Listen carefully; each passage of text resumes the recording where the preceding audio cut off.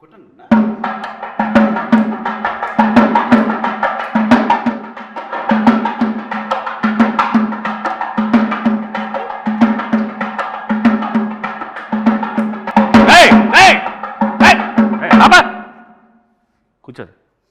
నీకు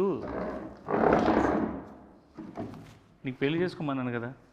చేసుకోమంటావు నాన్న. కట్నం కట్నం కట్నం అంటే ఈ రోజులు ఎవరు ఇస్తారు నాన్న కట్నం? కట్నం లేకుండా ఊరికే ఫ్రీగా వచ్చి ఇంట్లో పెట్టేసి మొత్తం మేము చూసుకోవాలి అమ్మాయిని. అట్లాగే వస్తారు ఈ రోజుల్లో. ఎవరు ఈ రోజుల్లో ఇంటికి వస్తున్నారు ఎవరైనా? ఇంకేం చేయమంటావు నాన్న? కట్నం తీసుకొని పెళ్లి చేసుకో. నీకు కావాలంటే బయటకి ఎక్కడైనా బ్యాంకాకి వెళ్ళి సరదాగా వెళ్ళి వచ్చాయి. ఆయన కూడా తీసుకెళ్ళి.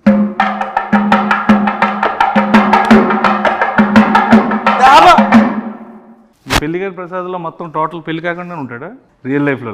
రియల్ లైఫ్లో అన్న సినిమా వాడు పిల్లని ఇవ్వట్లేదు. ఓహో, అందుకే అబ్బాయిని చేసుకున్నావా?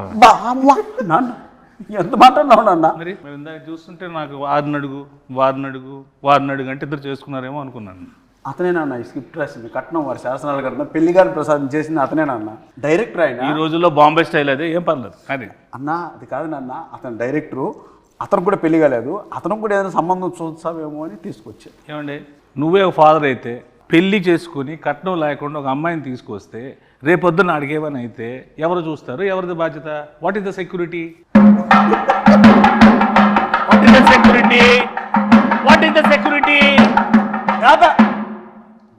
ఈ రోజుల్లో కట్నం తీసుకుని పెళ్లి చేసుకోవడం నేరం.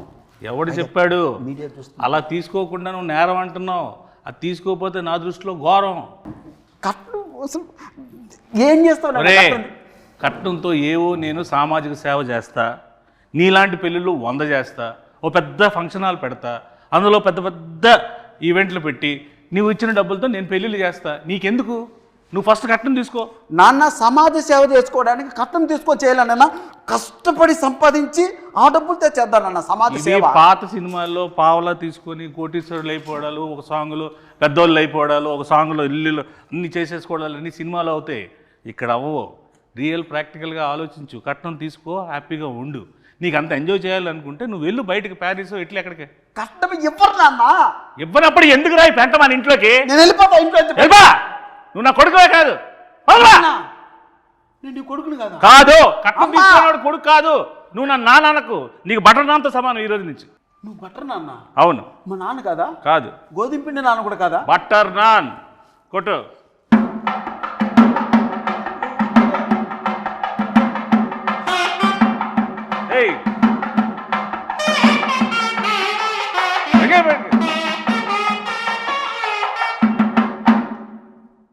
ఇప్పటికీ అర్థమైందా? వాళ్ళు కూడా సింబాలిక్గా సౌండ్తో చెప్తున్నారు, కట్నం తీసుకోరా జీవితంలో బాగుపడతావు. కట్నం తీసుకోకపోతే నీ లైఫ్ ఏమో తెలుసా? ఇలాగ వైలెన్స్గా సైలెన్స్గా ఉంటుంది. అంటే అది కాదు నాన్న, నువ్వు మాత్రం కట్నం తీసుకోలేదు, నన్ను మాత్రం కట్నం తీసుకోమంటున్నావు. బుద్ధి గడ్డి తినే నిన్ను తీసుకోమంటున్నా, నాలాగా నువ్వు అవ్వకుండా ఉండడం కోసం. అన్న ఇక్కడ ఎవరైనా కట్నం తీసుకున్నానన్న? నువ్వు తీసుకున్నావు కట్నం? ఇక్కడ ఉన్న వాళ్ళందరూ వీడితో పాటు పెళ్లి చేసుకుంటారా? పెళ్లి నువ్వు ఒక్కడే చేసుకున్నావు కదా. వాళ్ళకంతా ఆల్రెడీ పెళ్ళి అయిపోయినాయి నాన్న. మరి నీకు వాళ్ళతో ఎందుకు గోల? కొట్టు.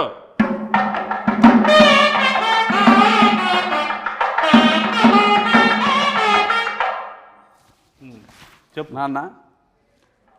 యాక్చువల్గా నాన్న, నువ్వు ఏదో కట్నం వారి శాసనాలు గ్రంథం ఒకటి రాసి మీ తాత ముత్తాతల నుంచి ఫాలో అవుతున్న రూల్స్ రెగ్యులేషన్స్ నా పైన మోపి నాకు ఏజ్ బయరేంత వరకు ఇలా నిలబెట్టి నాకు పెళ్లి కాకుండా చేసి పాపం మూట కట్టుకుంటున్నావు నాన్న. ఏం పర్లేదు, ఈ రోజు నేను చచ్చిపోయినా నాకేం పర్లేదు. కట్నం తీసుకుని హాయిగా చచ్చిపోతా. నువ్వు మాత్రం నాశనం అయిపోవడం నాకు ఇష్టం ఉండదు. నీ మంచిగా చెప్తున్నాను రా. ఒరే గుడ్ కళ్ళద్దాలెట్టుకున్న ఎదవా. నాన్న నువ్వు వెళ్ళిపోతే నాకు ఇంకో నాన్న ఎలా వస్తారు నాన్న?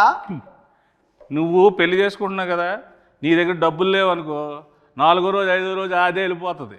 నీకు అప్పుడు తెలుస్తుంది బాధ ఏంటో. కట్నం ఉందనుకో, నీకు సెక్యూరిటీ ఉంటుంది, నాకు సెక్యూరిటీ ఉంటుంది. కట్నం కట్నం అనద్దు నాన్న, మీడియా ముందు ఉన్నాం మనం, అరెస్ట్ చేస్తారు మళ్ళీ ఇద్దరిని. మీడియా వాళ్ళు ఎలాంటి వాళ్ళు తెలుసా? కొట్టు.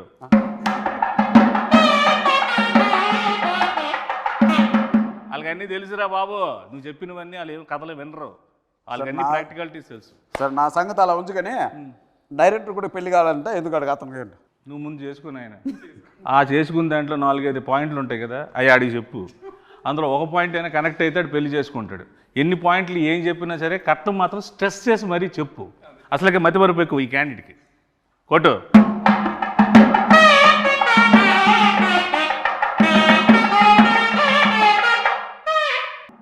ఓకే అయిపోయింది, ఇప్పుడు ఇది కాన్వర్జేషన్ అయిపోయింది.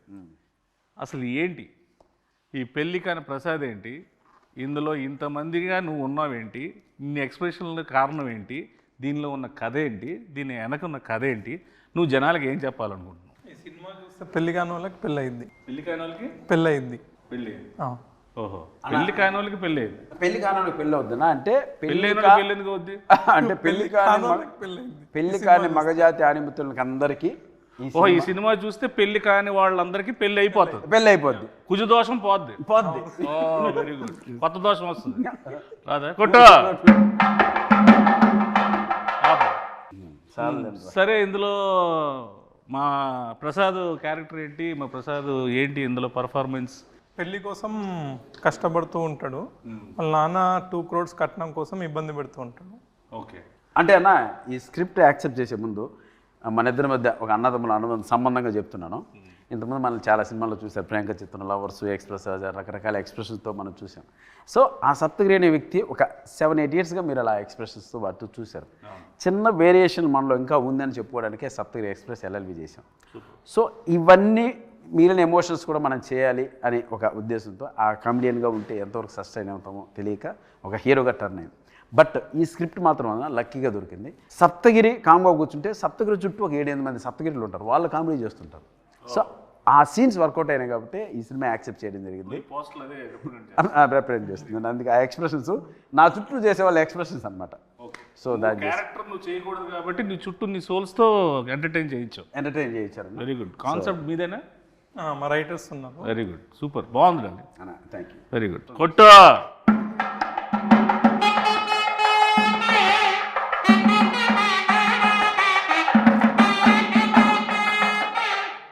ఇది మన అంటే మాకు మాతృ సంస్థ లాంటిది వెంకటేశ్వర క్రియేషన్స్, దిల్రాజ్ గారిది.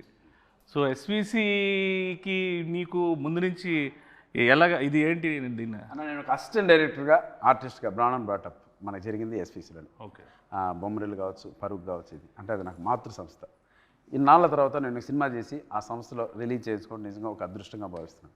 ప్లస్ మనకు రాజ్ సార్ కావచ్చు, శిరీష్ అన్న కావచ్చు, వీళ్ళు ఎంత క్లోజ్ ఉన్నా, ఎంత మనం మాట్లాడినా వాళ్ళ కంటెంట్ నచ్చందే, సినిమా నచ్చందే, డౌట్ లేదు, అందులో డౌట్, లోపలికి అడుగు కూడా పెట్టినాడు.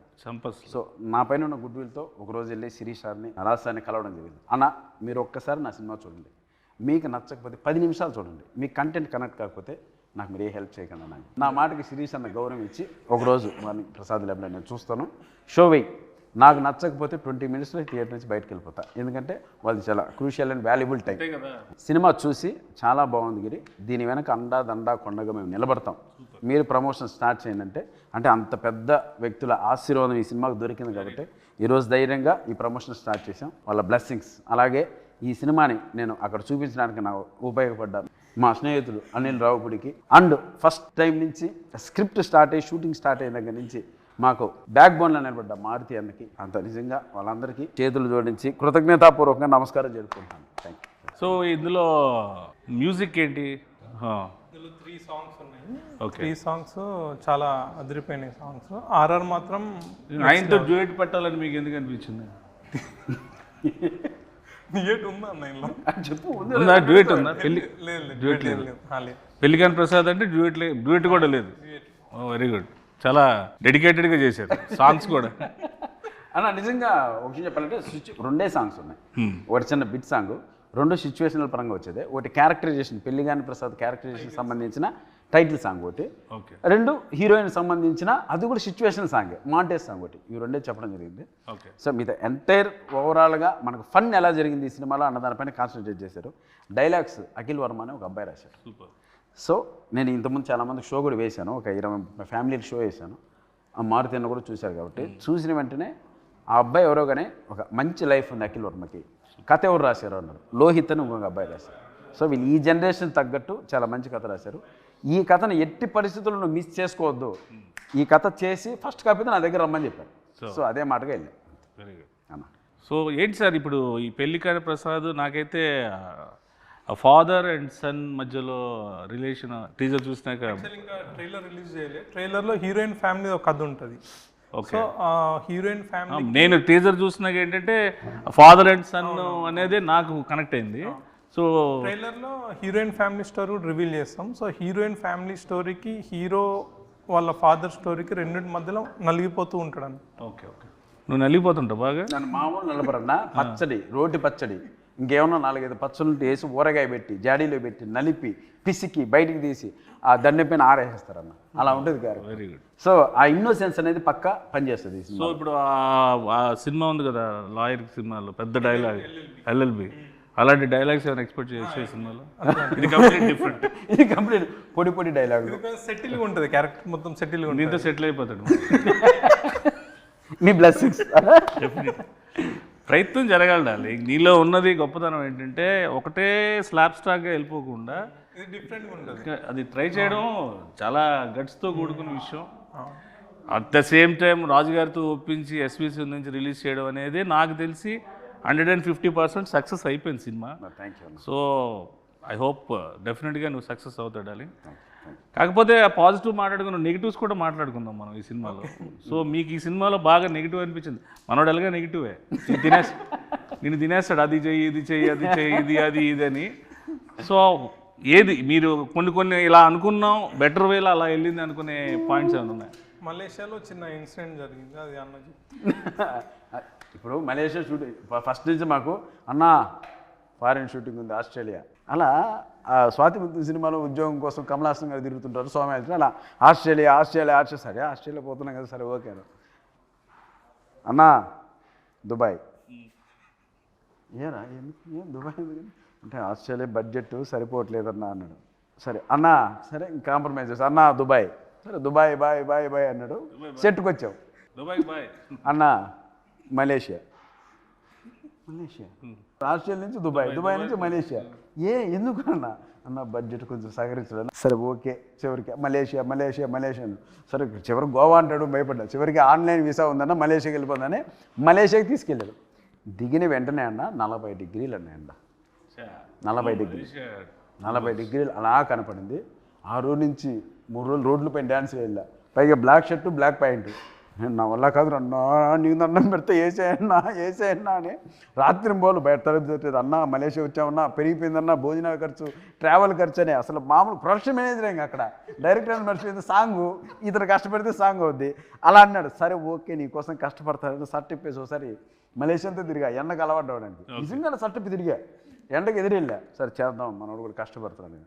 సరే ఈ ప్రాసెస్ జరుగుతున్నప్పుడు ఒకనొక సందర్భంలో రకరకాల చోట్ల తీసుకెళ్తున్నాడు. అన్న మాదే మలేషియా, మా నాయనే కట్టింది బిల్డింగ్లంతా, ఇక్కడ పర్మిషన్ వేసే అంటాడు. ఇలా ఒకనొక సందర్భంలో మలేషియా ఒక పార్లమెంట్ లాంటిది ఒక ప్లేస్ ఉంది అన్న, ఇది కూడా మంది వేసే అన్నాడు. సరే అని చెప్పి నేను నా మాట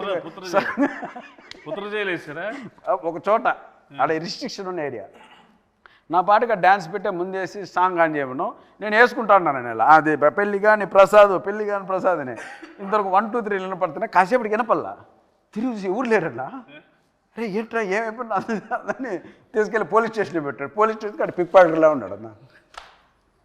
కెమెరాలకి ఎత్తుకెళ్ళిపోయారు.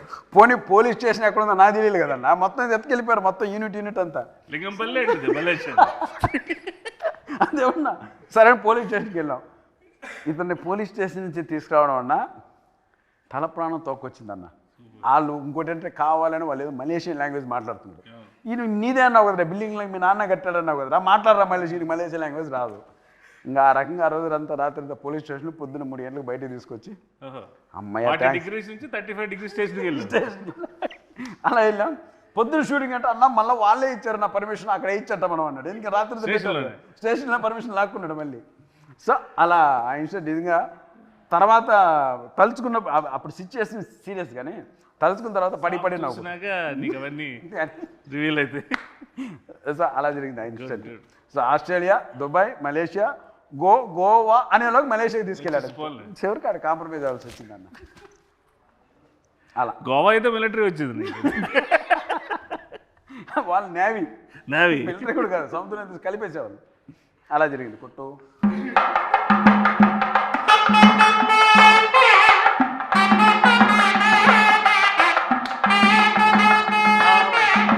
నీకు పాస్పోర్ట్లోనే సార్ మలేషియా తీసుకెళ్తారా? మంచి డిమాండ్ ఉంది పత్ర జైలు కొట్టుకోవచ్చు అలా. వీళ్ళకైతే శుక్రవారం అరెస్ట్ చేసి సోమవారం తీసుకెళ్తారు వీళ్ళకి, శనివారం ఆదివారం సెలవు అక్కడ. కాబట్టి సో హీరోయిన్ ఏంటి సార్ ఈ సినిమాలో? పెళ్లికాని ప్రసాద్కి పెళ్ళి అయ్యే హీరోయిన్ అంటే వెళ్ళిపో చెప్పు, హీరోయిన్ అంటే చెప్పు అంటున్నారు, అడుగు. ఆవిడ వెళ్ళిపోయిందిలేండి, సినిమాలో ఏంటంటే హీరోయిన్ క్యారెక్టర్ సార్, ఉందా? Heroine character. సో హీరోయిన్ క్యారెక్టరే, హీరోయిన్ క్యారెక్టర్. హీరోయిన్ క్యారెక్టరే అంటున్నాడు. ఓ ఇలాగా నీకులాగా మదర్ క్యారెక్టర్, పిన్ని క్యారెక్టర్లు అన్నీ ఆవిడ చేయలేదా? Heroine character. Very good. అంటే పెళ్లికాని ప్రసాద్కి హీరోయిన్ ఇంపార్టెన్స్ ఏమైనా ఉండి ఆ ఫీల్ ఏమైనా, పెళ్లికాని ప్రసాద్ కారణం ఏమైనా? పెళ్లిగాని ప్రసాద్, ఆమె పెళ్లిగాని ప్రసాద్ అమ్మ, వాళ్ళమ్మ అమ్మ ప్రసాద్ అమ్మ అంటే ఆమె. ఆహా, మేలు నీకన్నా తాత పెళ్లి విషయంలో. నాకన్నా తాత తెలియకుండా చూడండి ఎంత నవ్వుతూ ఉన్నారు ఒక్కొక్కరు. ఒక శతమానం బౌద్ధ ఫ్యామిలీ ఎలా ఉన్నారు కదా. సినిమా చూస్తే అన్న దండుపాలెం బంగారుపాలెం మొత్తం అన్ని కలిపి కొడతారు వాళ్ళు. అలా ఉంటుంది పచ్చడి, రోడ్డు పచ్చడి, ఊరగాయ, ఇంకా అట్లుంటుంది వ్యాపారం. ఈవిడ ఉన్నారు కదా అమ్మగారు, ప్రమోదిని మహాతల్లి. నిజం చెప్తున్నాను అన్న, నిజంగా మనకు 3 జనరేషన్లకి ఒక వరం ఆమె. అటు లెజెండ్స్ ఎన్టీఆర్ గారు, నాగేశ్వరరావు గారు, అక్కడి నుంచి తర్వాత చిరంజీవి గారి తరం, ఆ తర్వాత ఈ తరానికి కూడా ఆయన ఉండి ఆ ట్రాన్స్ఫర్మేషన్ ఉంటుంది చూడండి అన్న. అన్నపూర్ణమ్మ గారి స్క్రీన్ మీద షార్ట్లోన ఆఫ్ ద షాట్ కూడా ఆవిడ ఎనర్జీ కానీ ఆవిడ తాలూకా అంతే. ఆ జనరేషన్లో వాళ్ళకి ముందు కాళ్ళకు దండం పెట్టుకోవడం తప్ప మనం చేసేది ఏం లేదు. ఇంకోటి మనం ఏదన్నా టైడ్ అయిపోతామని రాగానే ఏరా అబ్బాయి రెడీనా అంటే అమ్మ రెడీ అమ్మ అంటే ఇంకా అక్కడికి వచ్చి ఒక సీన్ పడిందన్న మాకు ఆయనకి, నువ్వు కాచుకో, నువ్వు సత్తగిరా, నేను అన్నపూర్ణమ్మ ఎవడో తెలుసుకున్నావు చెప్పింది. రైట్ తల్లి అన్న. ఇంకా అంతే ఉత్తికి ఆరేసి దండి మీద ఆరేసి క్లిబ్బులు పెట్టి వెళ్ళిపోయింది లోపల. ఇంక ఎండ వచ్చినప్పుడు 6ంటికి పెట్టుకోవడం అంతే. అలా ఉంటుంది మ్యాటర్. డైరెక్టర్ గారు ఒక క్లోజ్ తీయమంటేనే ఇప్పుడు ఎవరు సగం క్లోజ్ తీయట్లేదు. ఇన్ని క్లోజ్లు ఎంత బాగా తీసిన డిఓపి ఎవరు సార్? సుజాత సిద్ధార్థ్ అని డిఓపి చాలా బాగా చేసింది. ఆయన ఇంతకుముందు 6 to 7 ఫిల్మ్ చేసిండు, అన్ని మంచి బడ్జెట్ మూవీస్ చేసిండు. ఇప్పుడు మనం మూవీ చేసాము. అంటే సుజాత సిద్ధార్థ గారు ఇచ్చినటువంటి అవుట్పుట్ వల్లే, ఆ క్వాలిటీ వల్లనే నేను ఒక పెద్ద మనుషుల దగ్గరికి వెళ్ళగలిగాను. ఇండస్ట్రీ పెద్ద ఆ క్వాలిటీ ఉన్న అవుట్పుట్ చూపించాలి కదా. ఏదో అది లేకపోతే నేను కూడా ధైర్యంగా వెళ్ళాను. నిజంగా ఆ విషయంలో మాత్రం సిద్ధార్థకి నిజంగా స్పెషల్ థ్యాంక్స్ అన్న, థ్యాంక్ యూ. అండ్ ఆ అవుట్పుట్ తీసుకుని నేను చూపించడం వల్లే క్వాలిటీ బాగుంది, మంచి మేకింగ్ చేశారు, మంచి ఆర్టిస్టులు పెట్టారు, ఎవ్రీథింగ్ పర్ఫెక్ట్గా ఉంది, ఇప్పుడు మేము చూస్తామని ఒక నమ్మకం కలిగించే విధంగా మాకు ఆ ఫోటోగ్రఫీ చేశారు. ఇక ఈ ఇన్ని ఎక్స్ప్రెషన్లు ఫ్రేమ్లో సినిమా గురించి చెప్పే ఈ కాన్సెప్ట్ చాలా బాగుంది యాక్చువల్లీ. ఈ థాట్ ఎవరిది? డైరెక్ట్. Very good sir. అంటే అన్ని ఆర్టిస్టులు కన్నా ఒక పెళ్లికాని ప్రసాద్ అనేవాడికి ఇన్ని వేరియేషన్స్, ఈ సినిమాలో ఇన్ని ఎమోషన్స్ ఉంటాయనేది బై పోస్టల్ చూస్తేనే మాకు అర్థమవుతుంది. అది సినిమాలో డెఫినెట్గా ఉంటుంది అనుకుంటున్నాను. అది ఉంటే కనుక నువ్వు ఇంకా పాన్ ఇండియా సినిమా చేసుకోవచ్చు. హ్యాపీగా రీజనల్ లాంగ్వేజ్ మంచి సినిమాలు పాన్ ఇండియా, మళ్ళీ మలేషియా జైలు, పాన్ ఇండియా అంటే మలేషియా, అక్కడి నుంచి ఆస్ట్రేలియా నుంచి దుబాయ్, కట్ చేస్తే పెళ్ళి లింగంపల్లి, యూసఫ్ కూడా. సో ఇందులో యాక్షన్ ఎక్కువ ఉందండి, కామెడీ యాక్షన్ ఉంది. అది that is one of the action, biggest action. Comedy అనేది అంత యాక్షన్ ఎవరు చేయలేరు. ఫైట్ మాస్టర్లు కామెడీ యాక్షన్ చేయలేరు. అందుకే అన్ననే చేసేసాను, ఫైట్ మాస్టర్ లేడు అని ఆయన చేసాడు, అన్ననే ఈ మాస్టర్ కూడా ఈయన. Super.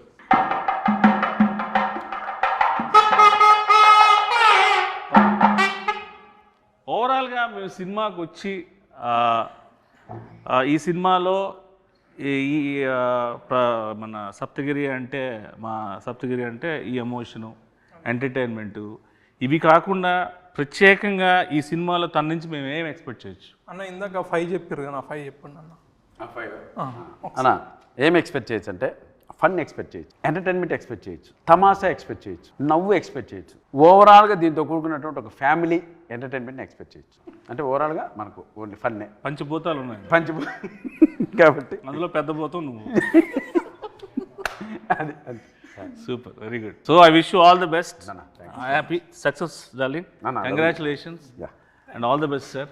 And I hope this film will go in to be rock on 21st of this month. ఇలాంటి సినిమాలు నువ్వు ఇంకెన్నో చేసి ఇంకెంతో పేరు తెచ్చుకొని కమేడియన్స్లో ఒక సత్తా ఉన్న హీరో ఉన్నాడని నిరూపించుకోవాలి. Love you, thank you.